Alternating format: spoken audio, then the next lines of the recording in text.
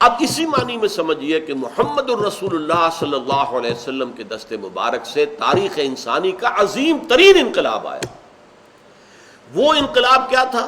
France کا انقلاب صرف سیاسی، بولشوک ریولوشن صرف معاشی، لیکن حضور کے انقلاب میں سیاست بدل گئی، معیشت بدل گئی، معاشرت بدل گئی، افراد بدل گئے، عقائد بدل گئے، نظریات بدل گئے، ایوری تھنگ چینج۔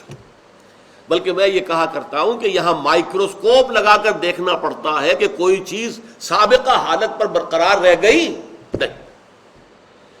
یہ ٹوٹل ریولوشن برپا کیا ہے محمد الرسول اللہ صلی اللہ علیہ وسلم، اور اس کی گواہی دینے والے جو غیر مسلم ہیں سب سے بڑھ کر وہ ہیں۔ مسلمانوں میں تو عام طور پر ریولوشن کا تصور ہی نہیں ہے۔ خلافت راشدہ کے بعد سے لے کر ملوکیت ہمارے ہاں آ گئی، اور علماء دین جو ہیں وہ بادشاہوں کے تابع ہو کر کچھ ان کی خواہشات پوری کرتے رہے، کچھ اپنی طرف سے خیر کی باتیں بھی کرتے رہے۔ اس جاگیرداری اور مزارعت کا جواز جو ہے وہ بادشاہوں کی خوشنودی کے لیے دیا گیا، ورنہ امام ابو حنیفہ کے نزدیک مزارعت حرام ہے، امام مالک کے نزدیک حرام ہے، امام شافعی کے نزدیک حرام ہے، لیکن امام ابو حنیفہ کے شاگردوں نے، قاضی ابو یوسف اور امام محمد نے مزارعت کا جواز دیا، اس لیے کہ انہوں نے عہدہ قبول کر لیا حکومت کے اندر، حکومت سے تعاون کیا، جبکہ ان کے استاد امام ابو حنیفہ نے یہ عہدہ قبول نہیں کیا، تعاون نہیں کیا، مارے کھائیں، جیل میں گئے، لیکن کھڑے رہے کہ تعاون نہیں کروں گا۔ یہ معاملہ ہے در حقیقت کہ نظام جو ہے، اس پورے نظام کا بدلنا جو مسلمانوں کے تو ذہنوں سے نکل گیا تھا۔ بہت عرصے کے بعد اقبال نے یہ تصور دیا ہے کہ اسلام ایک نظام ہے اور اس میں سیاست اور مذہب علیحدہ نہیں ہے، یہ دین ہے، یہ مذہب نہیں ہے، ریلیجن نہیں ہے، it's a system of life, مکمل زندگی کا ایک نظام ہے، ضابطۂ حیات ہے، اس میں سیاست بھی ہے، معیشت بھی ہے، معاشرت بھی ہے، سب کچھ۔ لیکن یہ کہ اس کی، جیسا کہ میں عرض کر رہا تھا، کہ گواہی دشمنوں نے دی۔ ایم این رائے بہت بڑا کمیونسٹ، مہندر ناتھ رائے بنگالی تھا، اور اتنا ٹاپ کا یہ کمیونسٹ تھا کہ جو کمیونسٹ انٹرنیشنل، دنیا کی جو سب سے اونچی سطح کی پارٹی تھی، کمیونسٹ پارٹی انٹرنیشنل، اس کا رکن تھا، اور اس نے ایک لیکچر دیا تھا اسی شہر لاہور میں 1920 میں، بریڈلا ہال۔ معلوم ہوتا ہے کہ اب شاید اس کے کوئی کھنڈر ونڈر کہیں ہے، باقی وہ بریڈلا ہال نام کی کوئی شہر موجود نہیں ہے۔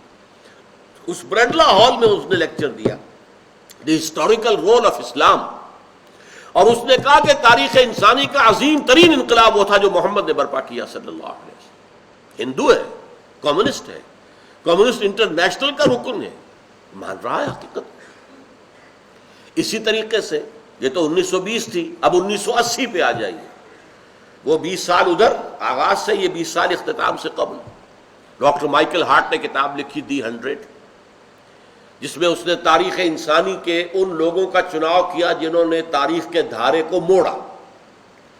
ایک لوگ تو وہ ہوتے ہیں جو دھارے میں بہتے رہتے ہیں، ہم بھی بہہ رہے ہیں، ایک نظام ہے، مشرف صاحب ہمارے سربراہ ہیں، وہ جو کچھ چاہ رہے ہیں کر رہے ہیں، ہم بہہ رہے ہیں اسی میں، اسی دھارے کے اندر پیسیولی۔ ایک وہ صاحب عزیمت و ہمت لوگ ہوتے ہیں جو اس دھارے کے اندر بہنے کو تیار نہیں ہوتے، دھارے کا رخ موڑتے ہیں۔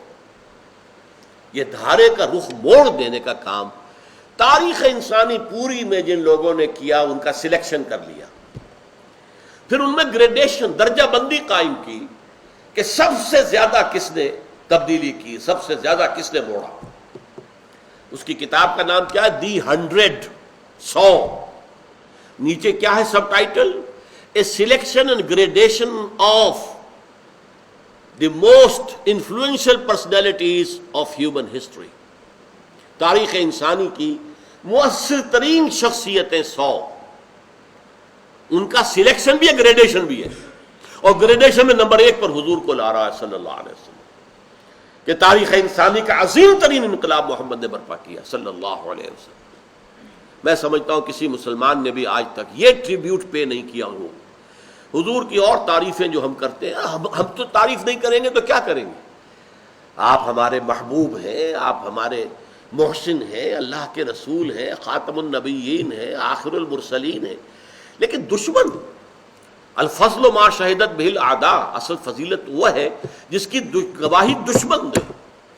یہ مائیکل ہارٹ کہہ رہا ہے، اور اس نے شروع میں 1 نمبر پر لایا حضور کو اور کہتا ہے naturally I O an explanation, مجھے اس کی وضاحت کرنی پڑے گی. میں عیسائی ہوں لیکن حضرت عیسیٰ کو نمبر 1 پر نہیں رکھ رہا، نمبر 3 پر لے گیا. میں عیسائی ہونے کے باوجود محمد کو نمبر 1 پر رکھ رہا ہوں، کیوں؟ اب دیکھیے یہ جملہ اس کی ذہانت کا شاہکار ہے.